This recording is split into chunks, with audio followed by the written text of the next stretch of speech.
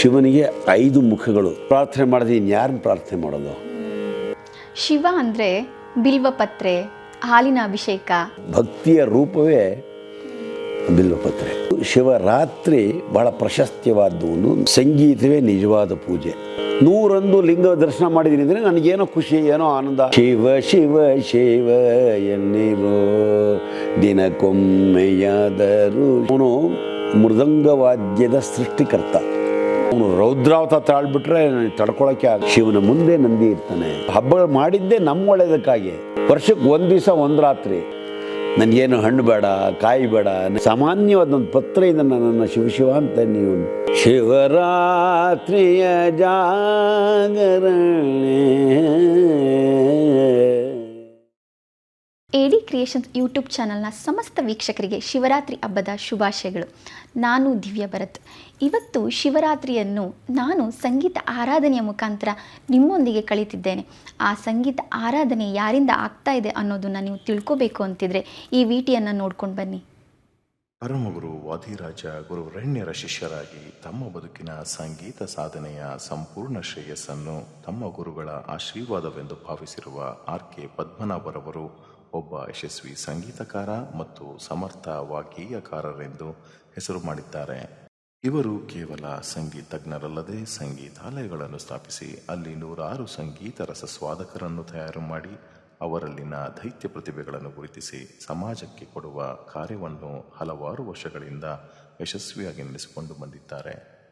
VT ನೋಡಿದ್ರಲ್ಲ sir, ಕಾರ್ಯಕ್ರಮಕ್ಕೆ ಸ್ವಾಗತ. ನಮಸ್ಕಾರ ನಮಸ್ಕಾರ ನಮಸ್ಕಾರ. ತೇರಿ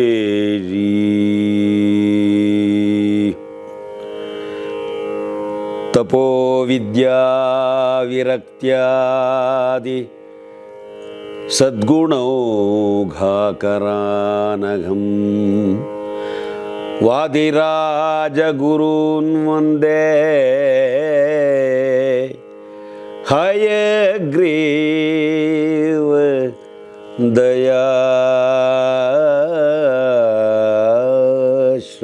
ದಯಾಶ್ರಯಾನ್.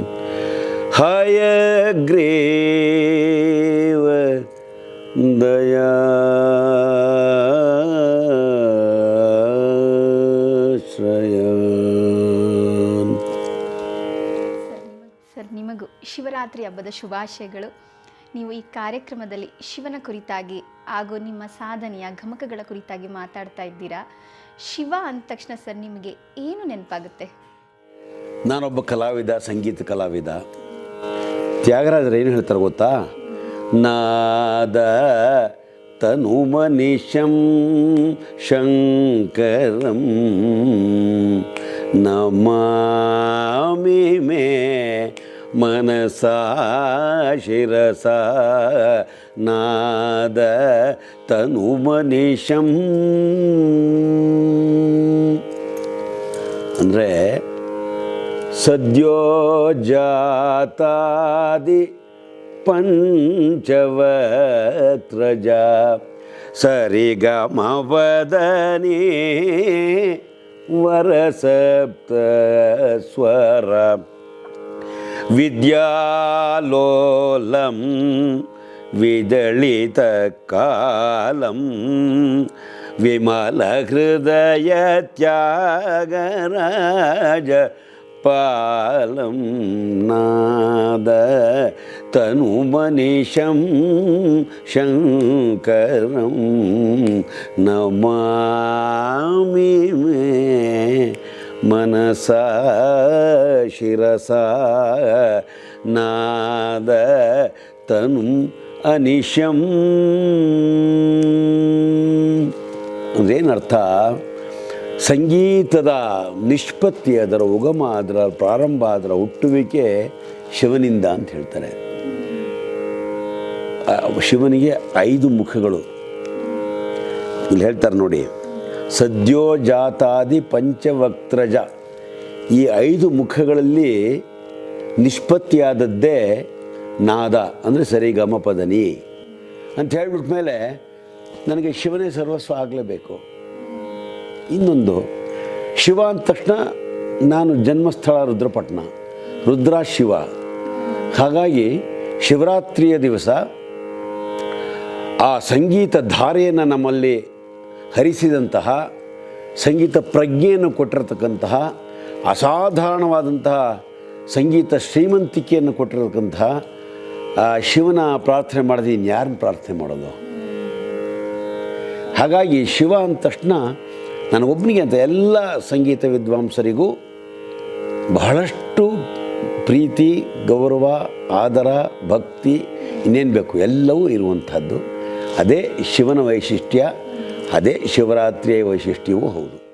ಶಿವ ಅಂದರೆ ಬಿಲ್ವಪತ್ರೆ, ಹಾಲಿನ ಅಭಿಷೇಕ, ಗಂಗಾಜಲ ಅಂತ ಹೇಳ್ತಾರೆ.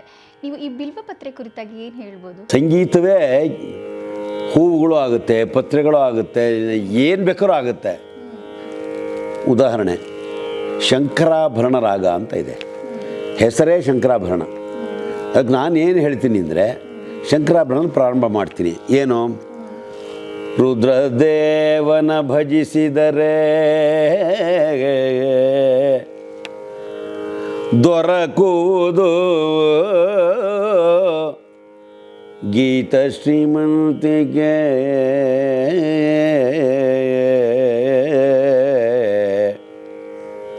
ನನಗಿದೆ ಬಿಲ್ವಪತ್ರೆ. ಆಯಿತಾ? ಗಾನಪಾನ ಮಾಡಿದರಾಗುವುದು ದೇಹ ವಜ್ರಕಾಯ. ಶಿವನ ಧ್ಯಾನ ಮಾಡಿಬಿಟ್ರೆ ಸಾಕು, ದೇಹ ವಜ್ರಕಾಯ ಆಗಿಬಿಡುತ್ತೆ. ಇದು ಕನ್ನಡ ರಾಗ, ಇದನ್ನು ಮಲ್ಲಿಗೆ ಅಂದ್ಕೊಳ್ಳಿ. ಆಯಿತಾ? ಕೃತಿ ಕೀರ್ತನ ಪಾಡಿದರೆ ಕರಗುವುದು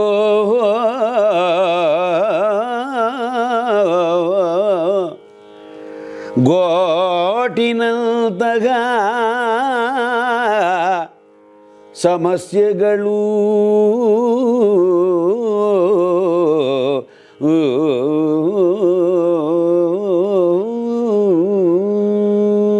ಇದು ಕರಹರ ಪ್ರಿಯ ರಾಗ.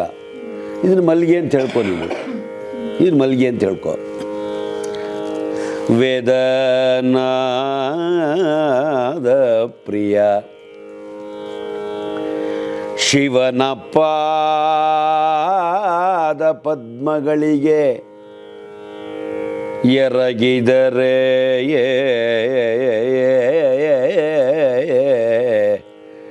ಶಿವನ ಪಾದ ಪದ್ಮಕ್ಕೆ ಎರಗಿದರೆ ಸಾಕು, ಅದೇ ಬಿಲ್ವಪತ್ರೆಯಾರ್ಚನೆ.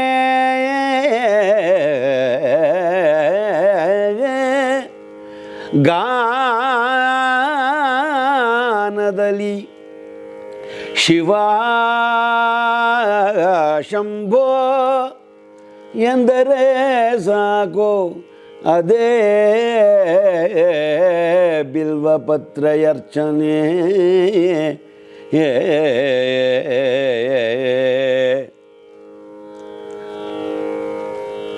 ಅವನ ಪಾದ ಪದ್ಮಗಳಿಗೆರಗಿದರೆ ಸಾಕು, ಮಾಯವಾಗುವುದು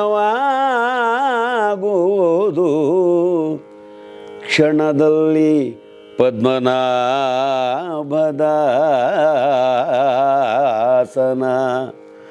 ಪದ್ಮನಾಭದಾಸನ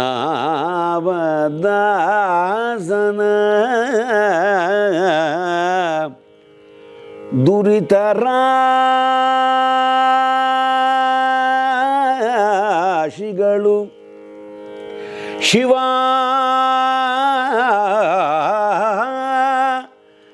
ಶಂಭೋ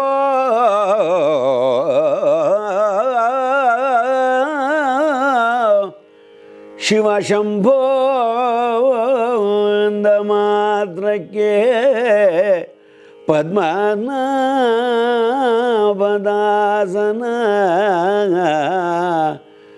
ದುರಿತರಾಶಿಗಳು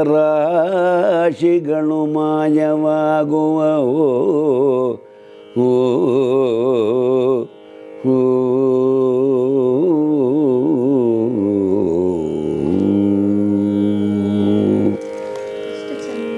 ಅದೊಂದಾದರೆ ಬಿಲ್ವ ಪತ್ರೆ ಅನ್ನೋದು ನೀನು ಜಾಜಿ, ಮಲ್ಲಿಗೆ ಅಥವಾ ಶಾವಂತಿಗೆ ದುಡ್ಡು ಕೊಟ್ಟು ತಗೊಂಡು ಮಾಡಬೇಕಾದ್ದಿಲ್ಲ.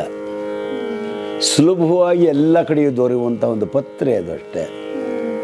ಅಂದರೆ ಒಬ್ಬ ನಿಜವಾದ ಭಕ್ತ ಪೂಜೆ ಮಾಡಬೇಕಾದ್ದು ದುಡ್ಡು ಕೊಂಡ್ಕೊಂಡು ಬಂದು ಏನಪ್ಪ ಮನೇಲಿ ಅಕ್ಕಿನೇ ಇಲ್ಲ, ನಾನು ಮಲ್ಲಿಗೆವನು ಹೇಗೆ ಹಾರ ಹಾಕಲಿ ಶಿವನಿಗೆ ಅಂತ ಹೇಳಬೇಕಾದ್ದಿಲ್ಲ. ಬಿಲ್ವ ಪತ್ರೆ ಅಷ್ಟು ಸುಲಭವಾಗಿ ಅಗ್ಗವಾಗಿ ಬೆಳೆಯುವಂತಹ ಒಂದು ಪತ್ರೆ. ಅಷ್ಟು ಮಾಡಿದ್ರೆ ಸಾಕು ಅನ್ನೋದೇ ಶಿವಾನುಗ್ರಹಕ್ಕೆ ಬೇಕಾದಂತಹ ಭಕ್ತಿಯ ರೂಪವೇ ಬಿಲ್ವಪತ್ರೆ. ಈಗ ನಾವು ಎಲ್ಲ ಹಬ್ಬಗಳನ್ನು ಸೂರ್ಯ ಉದಯಿಸುವಾಗ ಮಾಡ್ತೀವಿ, ಅಂದರೆ ಯುಗಾದಿ ಆಗಿರ್ಬೋದು, ಸಂಕ್ರಾಂತಿ ಆಗಿರ್ಬೋದು. ಆದರೆ ಶಿವನಿಗೆ ಶಿವರಾತ್ರಿ ಅಂತ ಕರಿತೀವಿ.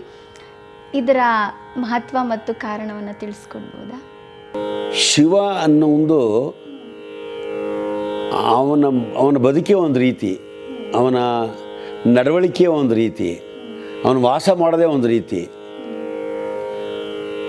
ನಾನು ತಮಾಷೆ ಹೇಳೋದಾದರೆ ಶಿವ ರಾತ್ರಿ ಬೇಗ ಸಿಗ್ತಾನೆ, ಟ್ರಾಫಿಕ್ ಜಾಮ್ ಇರಲ್ಲ. ಅವನ ವಾಸ ಎಲ್ಲಿ? ನಿಶ್ಚಿಂತೆ, ಯಾವ ತೊಂದರೆಯೂ ಇಲ್ಲ. ಅಂದರೆ ಅರ್ಥಾತ್ ಅವನ ವಾಸಸ್ಥಾನದಲ್ಲಿರುವಂತಹ ಸಂದರ್ಭದಲ್ಲಿ, ಅವನು ನಿರ್ಮಲನಾಗಿರುವಂತಹ ಸಂದರ್ಭದಲ್ಲಿ, ಭಕ್ತರಿಗೆ ಅವನು ಅನುಗ್ರಹಿಸುವಂತಹ ಮನಸ್ಸು ಇರುವಂತಹ ಸಂದರ್ಭದಲ್ಲಿ, ಶಾಂತವಾಗಿರೋ ಸಂದರ್ಭದಲ್ಲಿ ಅವನನ್ನು ನಾವು ಭಜಿಸಿದರೆ, ಅವನನ್ನು ಭಕ್ತಿಯಿಂದ ನಾವು ಪೂಜೆ ಮಾಡಿದರೆ ನಾವು ಕೃತಾರ್ಥರಾಗ್ತೀವಿ.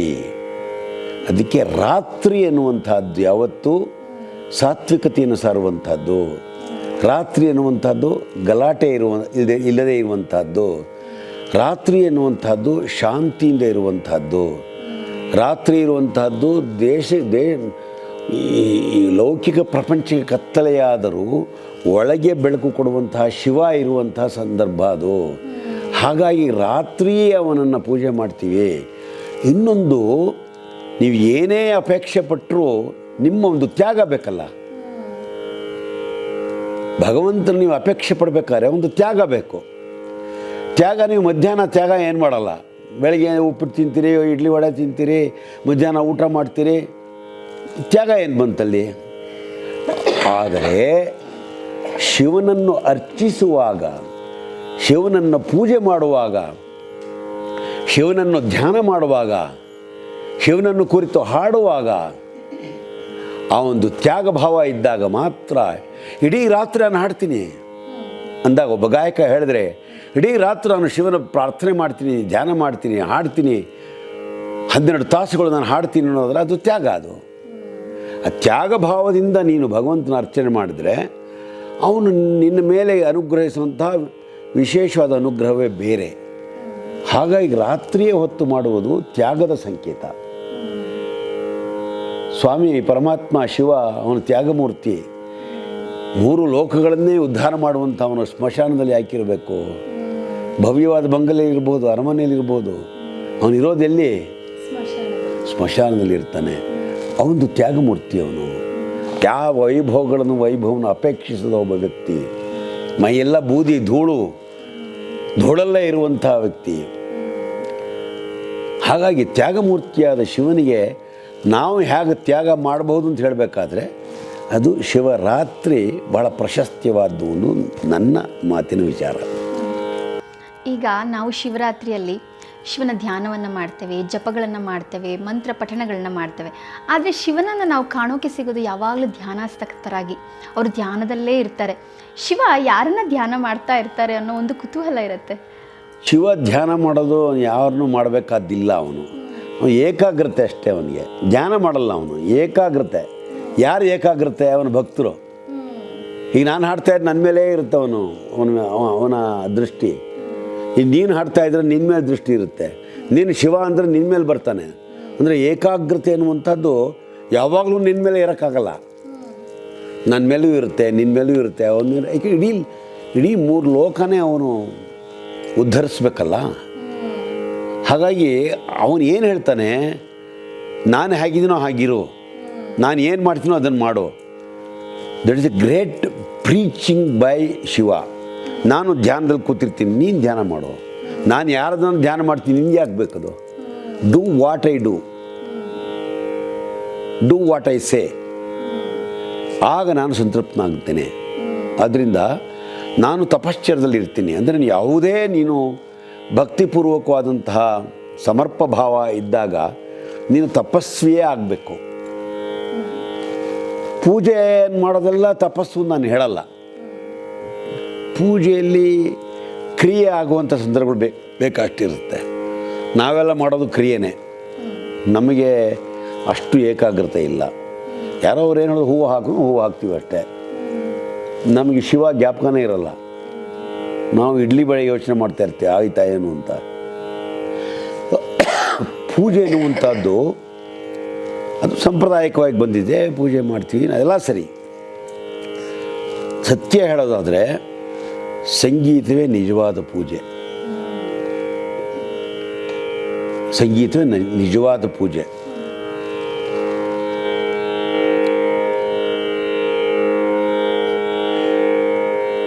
ಶಿವ ಶಿವ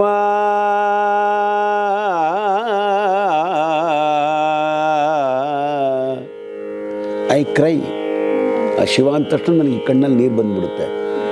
ಶಿವ ಶಿವ ಎನ್ನರಾದ,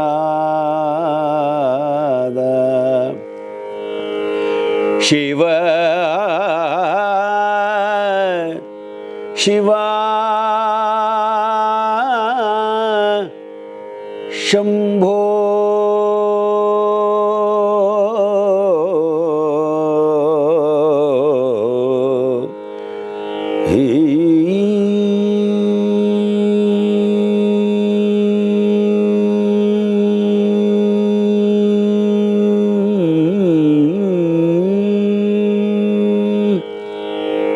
ನಾನು ಮರ್ಜ್ ಆಗ್ಬಿಟ್ಟಿದ್ದೀನಿ. ನನಗೆ ಇನ್ನೇನು ಕಾಣಿಸ್ತಾ ಇಲ್ಲ, ಇನ್ನೇನು ಗೊತ್ತಾಗ್ತಾ ಇಲ್ಲ. ಬರೀ ಆ ಶಿವ ಮಾತ್ರ ನಾದರೂಪದಲ್ಲಿ ಕಾಣಿಸ್ತಾ ಇದ್ದಾನೆ.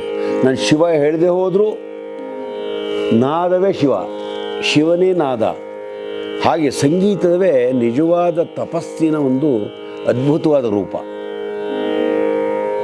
ನಾನು ಹಾಡುವಾಗ ನನಗೆ ಇನ್ನೇನು ಗೊತ್ತಾಗೋಲ್ಲ, ಏನು ಅದ್ರ ಬಗ್ಗೆ ಯೋಚನೆಯೂ ಮಾಡಲ್ಲ. ಈ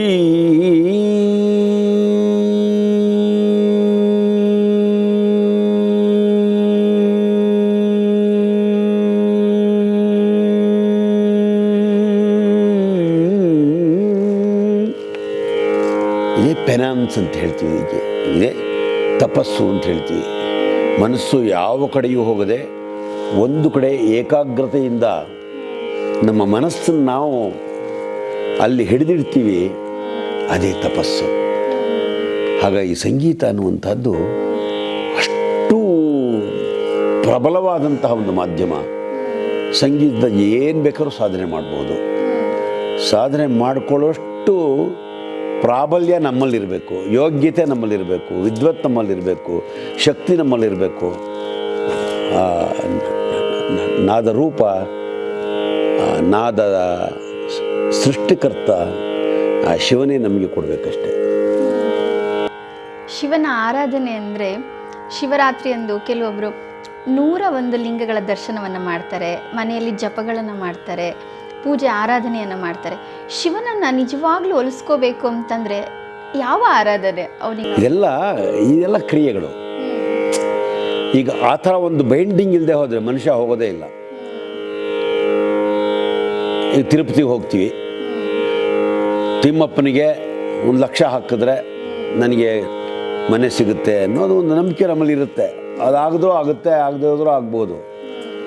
ಹಾಗೆ ಜನರನ್ನು ಈ ಪ್ರಬಲವಾದಂಥ ಧಾರ್ಮಿಕ ನಂಬಿಕೆಗಳಿಗೆ ತಗೊಂಡು ಹೋಗೋದಕ್ಕೆ ಕೆಲವು ನಿಬಂಧನೆಗಳನ್ನು ಮಾಡಿದ್ದಾರೆ. ಈಗಿದವ್ರು ಹೋಗೋದಿಲ್ಲ ಯಾರೋ.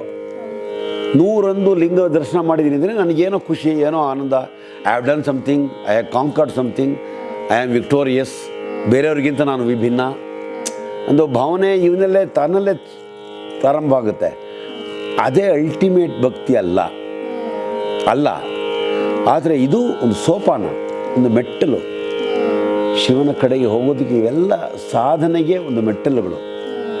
ಸಾಧನೆ ಮೆಟ್ಟಲುಗಳಿಗೆ ಬೇರೆ ಬೇರೆ ರೂಪಗಳನ್ನು ತೋರಿಸ್ತಾರೆ. ಈಗ ಶಿವರಾತ್ರಿ ದಿವಸ ನಾನು 101 ಶಿವನ ದರ್ಶನ ಮಾಡಿದೆ, ಅಥವಾ ನಾನು ರಾತ್ರಿ ಎಲ್ಲ ಬರೀ ಶಿವನ ಧ್ಯಾನ ಮಾಡಿದೆ, ರಾತ್ರಿ ಎಲ್ಲ ಶಿವನ ಜಪ ಮಾಡಿದೆ, ಫೈನ್, ಯಾರು ಬೇಡ ಅಂತಾರೆ? ಸುಮ್ಮನೆ ಕಾಟಹಟ್ಟ ಹೊಡೆಯಬಹುದು, ಶಿವ ಧ್ಯಾನ ಮಾಡಿದ್ರೆ ಯಾಕೆ ಬೇಡ ಅಂತಾರೆ? ಅದರಲ್ಲಿ 100 ಸರಿ ಮಾಡಿದರೆ ಜಪ ಮಾಡಿದರೆ ಅದರಲ್ಲಿ 5 ಸರಿನಾರು ನೀನು ಶಿವನಲ್ಲಿ ಕೇಂದ್ರೀಕೃತವಾಗಿದ್ದರೆ ನಿನ್ನ ಲೈಫ್ ಸಾರ್ಥಕ ಅನಿಸುತ್ತೆ. ಸೊ ಅದರಿಂದ ಇದೆಲ್ಲ ಸೋಪಾನಗಳನ್ನು ನಮ್ಮ ಹಿರಿಯರು ಸೃಷ್ಟಿ ಮಾಡಿದ್ದಾರೆ ಅಷ್ಟೇ. ಹೋಗೋದೇ ಹೋದ್ರೂ ನಡೆಯುತ್ತೆ, ಹೋದರೂ ತಪ್ಪಿಲ್ಲ. ನಂಬಿಕೆ ಇರೋದು ಸರಿ, ನಂಬಿಕೆ ಇಲ್ಲದೆ ಹೋದ್ರೂ ನೋ ಪ್ರಾಬ್ಲಮ್. ಶಿವನನ್ನು ಹೇಗೆ ಬೇಕಾದ್ರೂ ಪ್ರಾರ್ಥನೆ ಮಾಡ್ಬೋದು, ಹೇಗೆ ಬೇಕಾದ್ರೂ ಭಜಿಸ್ಬೋದು, ಹೇಗೆ ಬೇಕಾದ್ರೂ ಅವನನ್ನು ನಾವು ಆರಾಧನೆ ಮಾಡ್ಬೋದು. ಇವೆಲ್ಲ ನಮ್ಮ ಬದುಕಿನಲ್ಲಿರುವಂಥ ಕ್ರಮಗಳಷ್ಟೇ.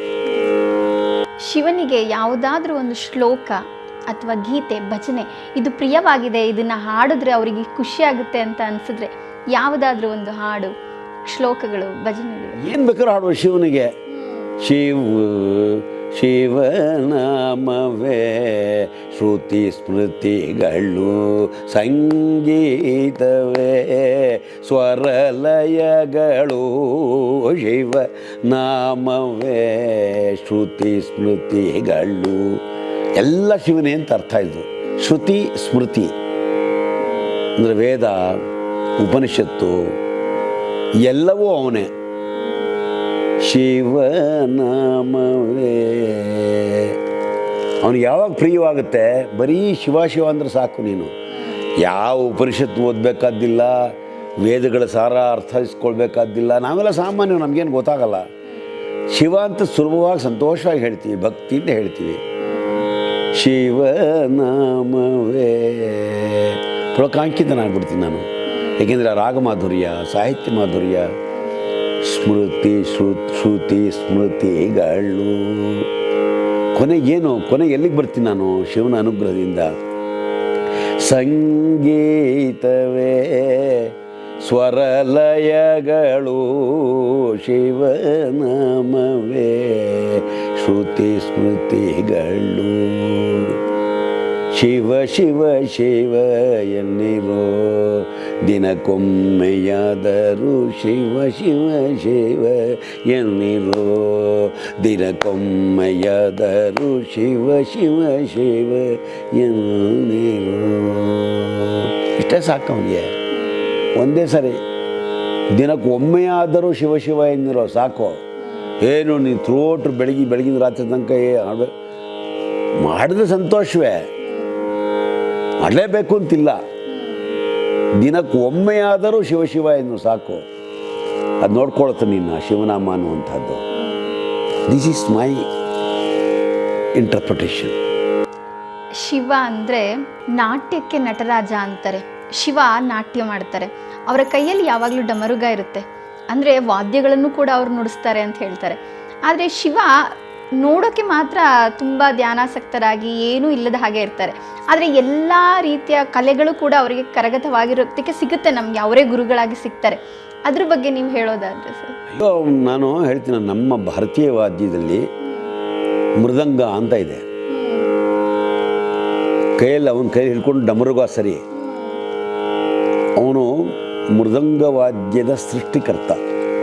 ಅದಕ್ಕೆ ಶಿವವಾದ್ಯ ಅಂತ ಹೇಳ್ತೀವಿ. ನಾನು ಹೇಳೋದು ಅದು ಶಿವವಾದ್ಯ. ಅದು ಯಾಕೆ ಶಿವವಾದ್ಯ ಅಂದರೆ ಅರ್ಥಾತ್ ಅದರಲ್ಲಿ ಬರುವಂತಹ ನಾದ ಇಡೀ ವಿಶ್ವದಲ್ಲಿ ಯಾವುದೇ ನೀವು ಒಂದು ತಾಳವಾದ್ಯ ತೊಗೊಂಡ್ರು, ಲಯವಾದ್ಯ ತೊಗೊಂಡ್ರು, ಆ ನಾದ ಸೃಷ್ಟಿ ಮಾಡೋಕ್ಕೆ ಸಾಧ್ಯ ಇಲ್ಲ. ಸಾಕ್ಷಾತ್ ಶಿವನ ವಾದ್ಯ ಅದು. ಶಿವ ಸೃಷ್ಟಿ ಮಾಡಿರುವಂಥದ್ದು, ಶಿವ ತನ್ನ ಶಕ್ತಿಯನ್ನು ಅಲ್ಲಿ ಇಟ್ಟಿರುವಂಥದ್ದು. ಹಾಗಾಗಿ ಯಾರು ಶಿವನ ಧ್ಯಾನವನ್ನು ಮಾಡಿ ಸಾಧನೆ ಮಾಡಿ ಶಿವನಿಂದ ಆ ಒಂದು ಚಮತ್ಕಾರವನ್ನು ಅಪೇಕ್ಷೆ ಪಡ್ತಾರೆ, ಅವರಿಗೆ ಖಂಡಿತ ಶಿವ ಒಲಿತಾನೆ. ಮೃದಂಗ ಅನ್ನುವಂಥದ್ದು ಶಿವನಿಗೆ ಕಟ್ಟಿಟ್ಟ ವಾದ್ಯ, ಶಿವನೇ ನಮಗೆ ದಯಪಾಲಿಸಿರುವಂತಹ ವಾದ್ಯ. ಎರಡಾಯಿತು.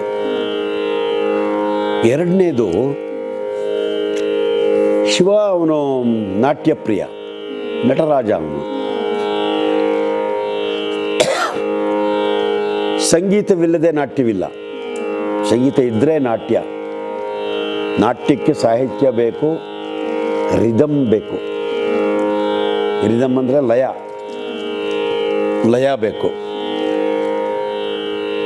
ನಮ್ಮಲ್ಲಿ ಏನಿದೆ, ನಮ್ಮ ಶಾಸ್ತ್ರದಲ್ಲಿ, ಸಂಗೀತ ಶಾಸ್ತ್ರದಲ್ಲಿ ತ್ರಿಶ್ರ, ಚತುರಶ್ರ, ಖಂಡ, ಮಿಶ್ರ, ಸಂಕೀರ್ಣ ಅಂತ 4 ವಿಭಾಗಗಳು, 5 ವಿಭಾಗಗಳಿವೆ. ತಕ್ಕಿಟ್ಟ ತಕ್ಕಿಟ್ಟ ತಕ್ಕಿಟ್ಟ ತಕ್ಕಿಟ್ಟ ಇದು 3. ತಕ್ಕ ಧಿಮ್ಮಿ ತಕ್ಕ ಧಿಮ್ಮಿ ತಕ್ಕ ಧಿಮ್ಮಿ ಚತುರಶ್ರ. ತಕ್ಕ ತಕ್ಕಿಟ್ಟ ತಕ್ಕ ತಕ್ಕಿಟ್ಟ ತಕ್ಕ ತಕ್ಕಿಟ್ಟ ತಕ್ಕ ತಕ್ಕಿಟ್ಟ ಇದು ಖಂಡ. ತಕ್ಕಿಟ್ಟ ತಕ್ಕ ಧಿಮ್ಮಿ ತಕ್ಕಿಟ್ಟ ತಕ್ಕ ಧಿಮ್ಮಿ ತಕ್ಕಿಟ್ಟ ತಕ್ಕ ಧಿಮ್ಮಿ ಇದು ಮಿಶ್ರ. ಸಂಕೀರ್ಣ 9 ಆಗುತ್ತೆ. ಶಿವನಿಗೆ ಏನು ಬಹಳ ಇಷ್ಟವಾದ್ದು ಯಾವ ಲಯ ಅಂದರೆ ನಮ್ ದಮ್ ದನಂ ದಮ್ ದನಂ ದಮ್ ದನಂ ದಮ್ ದನಂ ದಮ್ ದನಂ ದಮ್ ದನಂ ದಮ್ ದನಂ ದಮ್ ದನಂ ದಮ್ ದನಂ ದಮ್ ದನಂ ದಮ್ ದನಂ ತಕ್ಕ ತಕ್ಕಿಟ ತಕ್ಕ ತಕ್ಕಿಟ ತಕ್ಕ ತಕ್ಕಿ ದಮ್ ದಮ್ ದನಂ ದಮ್ ದನಂ ದಮ್ ದನಂ ದಮ್ ದನಂ ದಮ್ ದನಂ ದಮ್ ದನಂ ದಮ್ ದನಂ ಆನಂ ದಮ್ ದನಂ ದಮ್ ದನಂ ದಮ್ ದನಂ ದಮ್ ದನಂ ದಮ್ ದನಂ ದಮ್ ದನಂ ದಮ್ ದನಂ ದಮ್ ದನಂ ದಮ್ ದನಂ ದಮ್ ದನಂ ದಮ್ ಆರಂ ದಮ್ ದಮ್ ದನಂ ದಮ್ ದನಂ ದಮ್ ದನಂ ದಮ್ ದನಂ ದಮ್ ದನಂ ದಮ್ ದನಂ ದಮ್ ದನಂ ದಮ್ ದನಂ ದಮ್ ದನಂ. ಈ ಲಯ ಶಿವನಿಗೆ ಬಹಳ ಪ್ರಿಯವಾದ್ದು. ಅದಕ್ಕೆ ನಾನು ಇದಕ್ಕೆ ರುದ್ರತಾನ ಅಂತ ಹೆಸರಿಟ್ಟಿದ್ದೀನಿ. This is founded by me. Rudrathana ಅಂತ. ರುದ್ರನಿಗೆ ಬಹಳ ಪ್ರಿಯವಾದ ಲಯ 5 ಖಂಡ. ಅದಕ್ಕೆ ನಾನು ಹಾಡುವಾಗ ಇವಾಗೆಲ್ಲ ತಾನಗಳನ್ನು ಹಾಡುವಾಗ ರುದ್ರತಾನದಲ್ಲೇ ಈ ರೀತಿಯಲ್ಲಿ ವ್ಯವಹರಿಸ್ತೀವಿ. ಹಾಗಾಗಿ ನಟರಾಜನಿಗೆ, ಈಶ್ವರನಿಗೆ ಬಹಳ ಪ್ರಿಯವಾದ್ದು ಈ ರುದ್ರತಾನ, ರುದ್ರ ನಡೆ ಅನ್ನುವಂಥದ್ದು. ಅಂದರೆ 5 ಅಕ್ಷರಗಳ ನಡೆ ಅವನಿಗೆ ಪ್ರಿಯವಾದ್ದು. ಅವನು ಭಕ್ತವತ್ಸಲ, ಕಾಮಧೇನು. ಅವನು ಏನು ಬೇಕಾದ್ರೂ ಕೊಡಬಲ್ಲ, ಏನು ಬೇಕಾದ್ರೂ ಕಿತ್ಕೋಬಲ್ಲ, ಎರಡೂ ಇದೆ ಅವನ ಹತ್ರ. ಹಾಗಾಗಿ ಸಂಗೀತಕ್ಕೂ ಮತ್ತು ನೃತ್ಯಕ್ಕೂ ಒಂದು ಸಂಬಂಧವನ್ನು ನಿರ್ಮಾಣ ಮಾಡಿದ್ದೇ ಶಿವ. ಮೃದಂಗ ಇಲ್ಲದೆ ನೃತ್ಯ ಇಲ್ಲ, ಬೇರೆದೇನಿದ್ರು ನಡೆಯುತ್ತೆ. ಮೃದಂಗ ಇಲ್ಲದೆ ಹೋದರೆ ನೃತ್ಯ ಇಲ್ಲ, ನೋ ಚಾನ್ಸ್. ಶಿವನಿಗೆ ಖಂಡ ನಡೆ ಇಲ್ಲದೆ ಹೋದರೆ ಇಟ್ಸ್ ನಾಟ್ ನೃತ್ಯ ಅಟ್ ಆಲ್. ಒಂಥರ ಶಿವನ ಏನಾದ್ರು ಸ್ಟೇಜ್ ಮೇಲೆ ಬಂದರೆ ಅಲ್ಲಿ ಖಂಡ ನಡೆ ಇರುತ್ತೆ ಅಂತ ಅರ್ಥ. ಇರಬೇಕು, ಅವ್ನು ಬರೋ ರೀತಿಯೇ ಹಾಗೆ. ಅವ್ನು ನಡ್ಕೊಂಡು ಬರ್ತಾಯಿದ್ರೆ ಖಂಡ ನಡೆ ಒಳಗೆ ನಾವು ಪುಳಕಾಂಕಿತರಾಗ್ಬಿಡ್ತೀವಿ. ಅಂದರೆ ಆ ನಡೆಯ ವೈಶಿಷ್ಟ್ಯ, ಲಯದ ವೈಶಿಷ್ಟ್ಯ, ಆ ವೈಖರಿ, ಆ ಜಮಾವಣೆ, ಅವನು ಅಷ್ಟೇ ಎಷ್ಟು ಅವನು ಸೌಮ್ಯಮೂರ್ತಿಯಾಗಿ ಕಾಣಿಸ್ಕೊಳ್ತಾನೋ ಅಷ್ಟೇ ರೌದ್ರ ಕಾಣಿಸ್ಕೊಳ್ತಾನೆ ಕೆಲವು ಸಂದರ್ಭಗಳು. ಈ ನಡೆ ಬಂದ್ಬಿಟ್ಟಾಗ ರಾಕ್ಷಸ ಸಂಹಾರ ಮಾಡೋದಕ್ಕೆ ಈ ನಡೆಯಿಂದಲೇ ಬರೋದವನು. ತಾಕ ತಾಕಿಟ್ಟ ತಾಕ ತಾಕಿಟ್ಟ ತಾಕ ತಾಕಿಟ್ಟ ತಾಕ ತಾಕಿಟ್ಟ ತಾಕ ತಾಕಿಟ್ಟ ತಾಕ ತಾಕಿಟ್ಟ ಅಂತ ಬರ್ತಾನೆ. ಎಂಥಾರಾದ್ರೂ ಹುಡುಗ ಹೋಗ್ಬಿಡ್ಬೇಕು. ಅಂದರೆ ಅವನ ನಡೆಗೆ ಆಗಿರುತ್ತೆ, ಅವನ ಲಯ ಆಗಿರುತ್ತೆ, ಅವನ ನೃತ್ಯ ಕ್ರಮ ಆಗಿರುತ್ತೆ.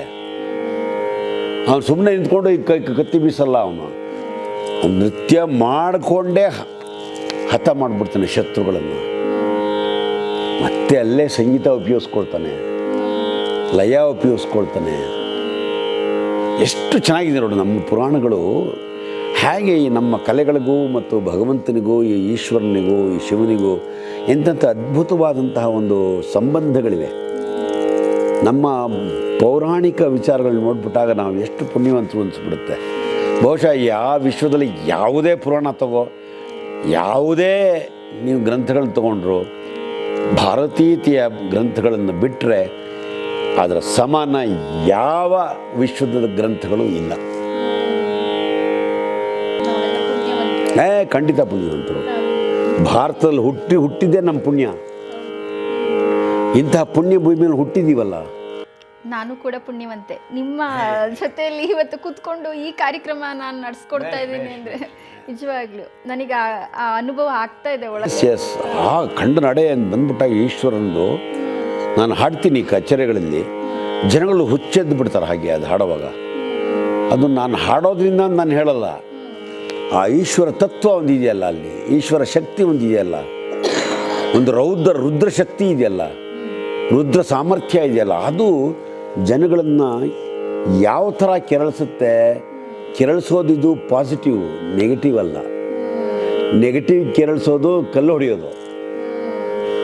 ಭಕ್ತಿಯ ಪರಾಕಾಷ್ಠೆಯನ್ನು ಪಡ್ಕೊಳ್ಳೋದು ಪಾಸಿಟಿವ್ ಪ್ರೊವೊಕೇಶನ್ ಅಂತೀವಿ. ಪಾಸಿಟಿವ್ ಪ್ರೊವೊಕೇಶನ್ ಅನ್ನೋದು ಈಶ್ವರನ ಈ ಖಂಡನಡೆ ಅನ್ನುವಂಥದ್ದು ನಿರ್ಮಾಣ ಮಾಡುತ್ತೆ. ಎಂಥ ಒಂದು ಕಾನ್ಸೆಪ್ಟ್ ನೋಡು. ಈಗ ಶಿವ ಅವರ ವೇಷಭೂಷಣಗಳಿಂದಲೇ ವಿಶೇಷವಾಗಿ ಕಾಣಿಸ್ತಾರೆ ನಮಗೆ.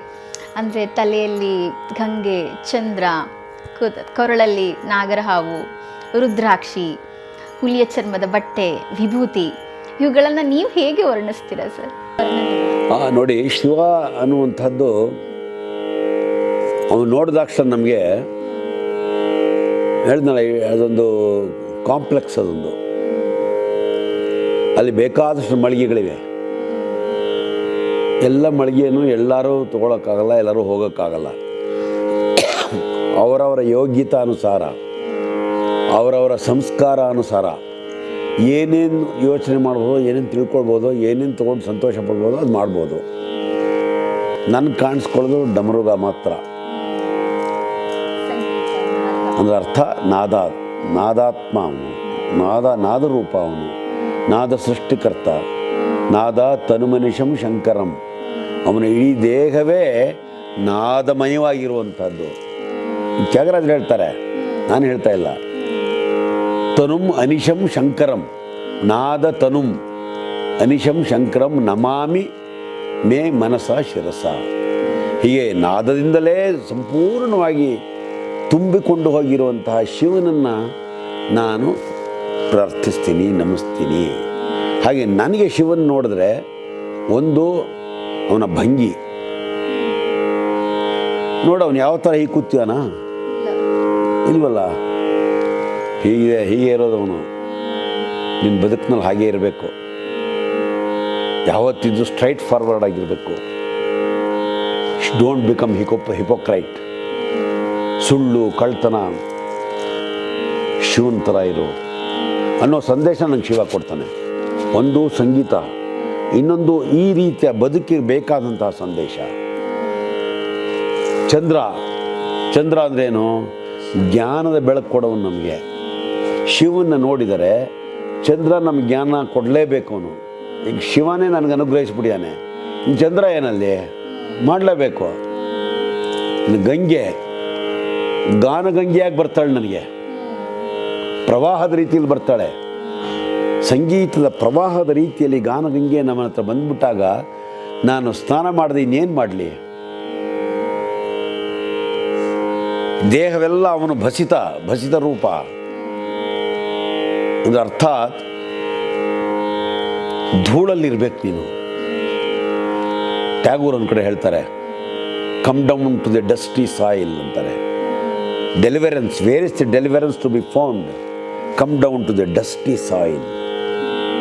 ಒದ್ದಾಡು ಧೂಳಲ್ಲಿ, ಮಣ್ಣಲ್ಲಿ ಒದ್ದಾಡು. ಭೂಮಿ ತಾಯಿ ಅವಳು. ಬೂದಿ ಅಂದ್ರೇನು?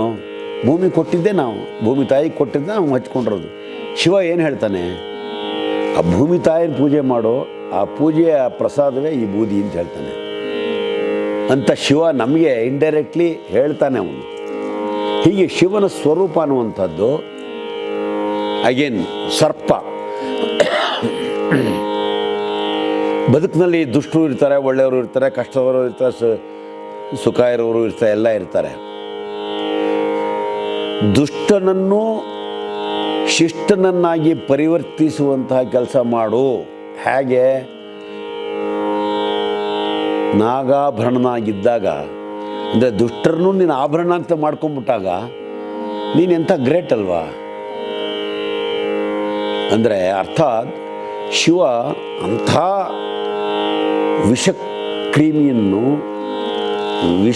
ವಿಷಪೂರಿತವಾದಂತಹ ಒಂದು ಸರ್ಪವನ್ನು ತನ್ನಲ್ಲಿ ಧರಿಸ್ಕೊಂಡಿದ್ದಾನೆ ಅಂತಂದರೆ ಆ ವಿಷಸರ್ಪವನ್ನು ಯಾವ ರೀತಿಯಲ್ಲಿ ಟೇಮ್ ಮಾಡಿರ್ಬೋದು ಶಿವ. ಹಾಗೆ ನಾವು ನಮ್ಮ ಸಮೂಹದಲ್ಲೂ ಅನೇಕ ವಿಷ ಜಂತುಗಳು ಇರುತ್ತವೆ. ಅವ್ರನ್ನ ಸರಿಯಾಗಿ ನಾವು ಟೇಮ್ ಮಾಡಿ ಅವ್ರನ್ನ ಒಳ್ಳೆಯವ್ರನ್ನಾಗಿ ಪರಿವರ್ತನೆ ಮಾಡುವಂಥದ್ದೇ ಈ ಸರ್ಪದ ಸಂಕೇತ ಅಂತ ಹೇಳ್ತೀನಿ. ಇದು ನಾನು ಶಿವನಲ್ಲಿ ಕಂಡಿರುವಂಥ ಅದ್ಭುತವಾದಂತಹ ಇದು.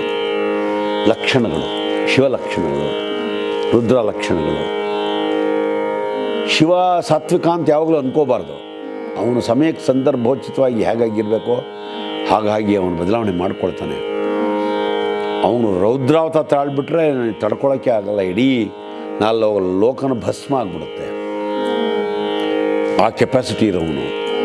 ಯಾವತ್ತೂ ಅವನು ತನ್ನ ತಾಳ್ಮೆಯಿಂದ ಕಳ್ಕೊಂಡವನಲ್ಲ. ಅನವಶ್ಯಕವಾಗಿ ಅವಶ್ಯಕತೆ ಇದ್ದಾಗ ಏನು ಬೇಕೋ ಆಗ ಮಾಡುವಂಥ ಜಾಣ್ಮೆಯು ಶಿವನಿಗಿದೆ. Is an intelligent god Shiva.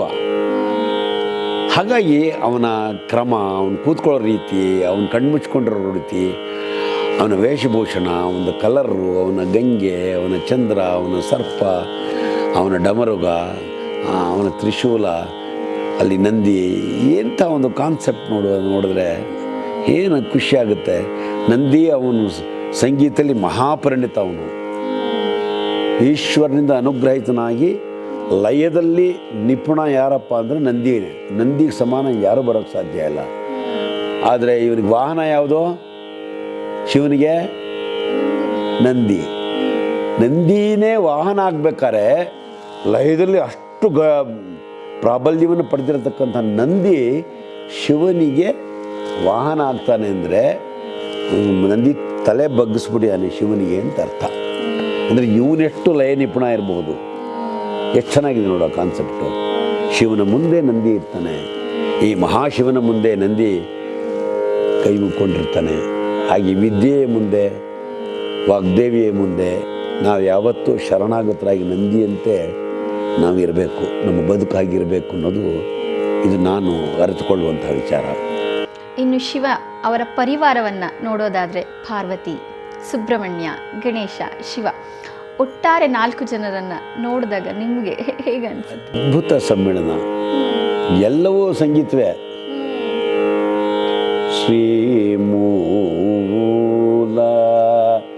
Dhaara ಚಕ್ರವೇ ನಾಯಕ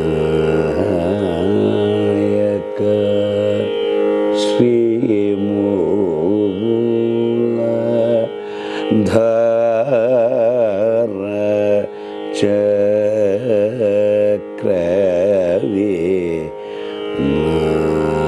ನಾಯಕ. ಇದು ಮುತ್ತುಸ್ವಾಮಿ ದೀಕ್ಷಿತ ಕೃತಿ. ವಿನಾಯಕ ಅಂದ ತಕ್ಷಣ ನಮಗೆ ನಮ್ಮ ದೇಹದಲ್ಲಿ ಚಕ್ರಗಳಿವೆ, ಷಟ್ ಚಕ್ರಗಳಿವೆ, ಇನ್ನೂ ಹೆಚ್ಚಿಗೆ ಇದೆ ಇರ್ಬೋದು. ಮೂಲ ಅಂದರೆ ಆಧಾರವಾಗಿರೋಕ್ಕೆ, ದೇಹಕ್ಕೆ ಆಧಾರವಾಗಿರುವಂತಹ ಚಕ್ರ ಮೂಲಾಧಾರ ಅಂತ. ಮೂಲಾಧಾರಲ್ಲಿ ಯಾರು ವಾಸಸ್ಥಾನ ಯಾರ್ದದು? ವಿನಾಯಕದ್ದು.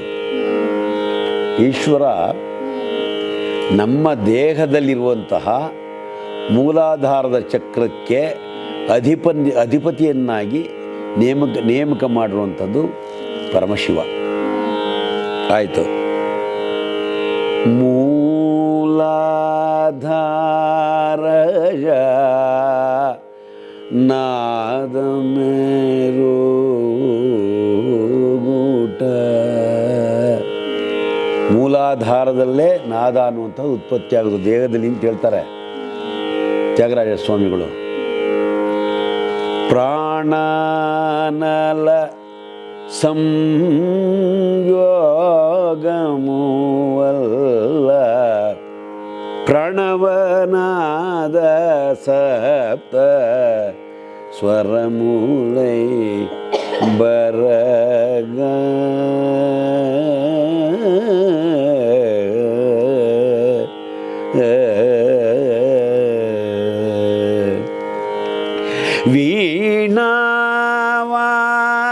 ವೀಣಾವಾದನ ಲೋಲುಡಂ ಜೀವ ಮನು ವಿಧಮೇರು ಗರು ತ್ಯಾಗರ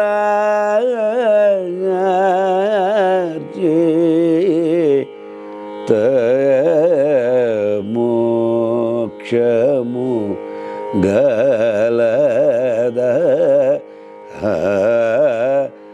ಭೂ ವಿಲವು ಜೀವವು ಮೋಕ್ಷವು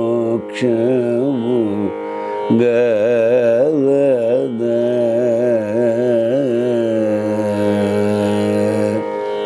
ಪ್ರಾಣಾನಲ ಸಂಯೋಗಮವಲ್ಲ. ನಮ್ಮ ದೇಹದಲ್ಲಿ ಪ್ರಾಣ ಮತ್ತು ಅನಲ, ಬೆಂಕಿ ಮತ್ತು ವಾಯು ಸಂಯೋಗದಿಂದ ಪ್ರಣವನಾದ ಅನ್ನುವಂಥದ್ದು ಹುಟ್ಕೊಳ್ಳುತ್ತೆ.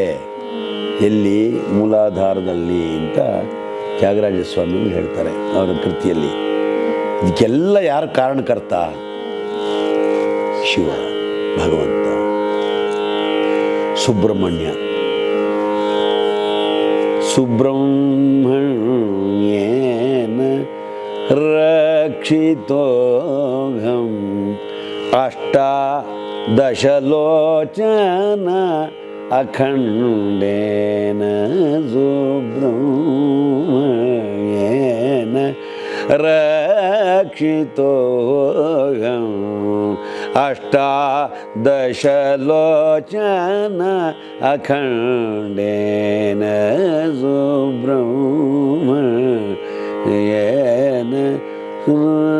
ರಕ್ಷಿತೋಹಂ.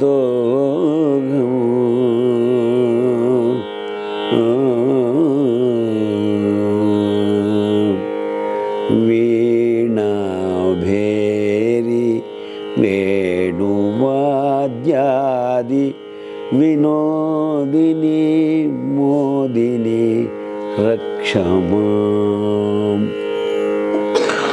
ತಾಯಿ ಪಾರ್ವತಿಗೆ ಪ್ರಾರ್ಥನೆ ಮಾಡುವಂಥ ಇರೋದು. ಈ ಗುಂಪು ಇದೆಯಲ್ಲ, ಈ ಒಂದು ಕುಟುಂಬ ಇದೆಯಲ್ಲ, ಈ ಒಂದು ಸಮೂಹ ಇದೆಯಲ್ಲ, ಇದು ಎಂಥವ್ರನ್ನಾದರೂ, ಎಂಥ ನಾಸ್ತಿಕನಾದರೂ, ಎಂಥ ನಿರಾಸಕ್ತನಾದರೂ ಅವನನ್ನು ಒಂದು ಒಳ್ಳೆ ದೈವಿಕತೆಗೆ ಕರೆದುಕೊಂಡು ಹೋಗುವ ಒಂದು ಸಮೂಹ ಇದು.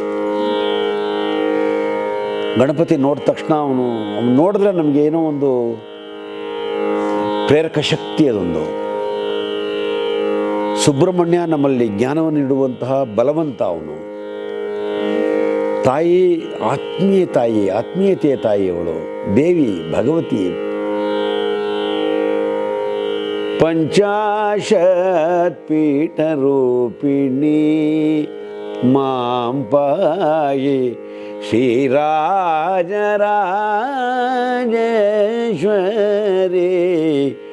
ಪಂಚಾಶತ್ ಪೀಠರೂಪಿಣಿ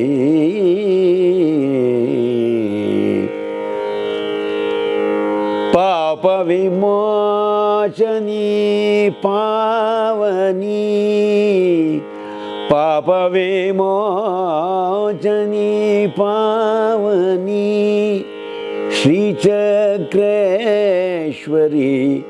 ಈಶ್ವರಿ. ಶ್ರೀಚಕ್ರೇಶ್ವರಿ ಈಶ್ವರಿ ಪಾರ್ವತಿ ಭಗವತಿ.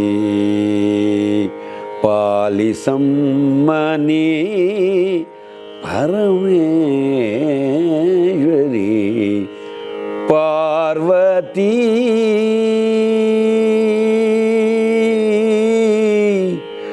ಭಗವತಿ.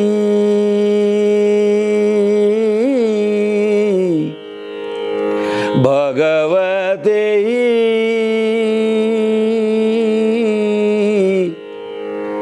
ದೇವಿ ಪಾರ್ವತಿ.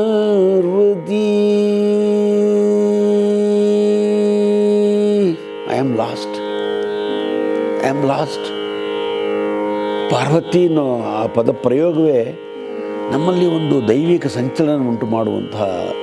ಅದಕ್ಕೆ ಸಂಗೀತನೂ ಸೇರಿಬಿಟ್ರೆ ನಾವು ಬಹಳ ಭಾವುಕರಾಗ್ಬಿಡ್ತೀವಿ. ಪ್ರಪಂಚದಲ್ಲಿ ಏನು ಬೇಡ ಅಂತ ಅನಿಸುತ್ತೆ, ಮಾನವೀಯ ಗುಣ, ಮತ್ತೆ ನಾವು ಲೌಕಿಕಕ್ಕೆ ಬರಲೇಬೇಕಾಗುತ್ತೆ. ಆ ಒಂದು ಕ್ಷಣ I cry for Bhagavathi Parvathi. ಇದು ನಾನು ಅನುಭವಿಸಂಥದ್ದು. ಈ ಸಮೂಹವನ್ನು ನೋಡಿದಾಗ ಒಬ್ಬೊಬ್ಬರು ಒಂದೊಂದು ರೀತಿಯಲ್ಲಿ ಕಾಣಿಸ್ತಾರೆ. ದೊಡ್ಡ ಛತ್ರಿ,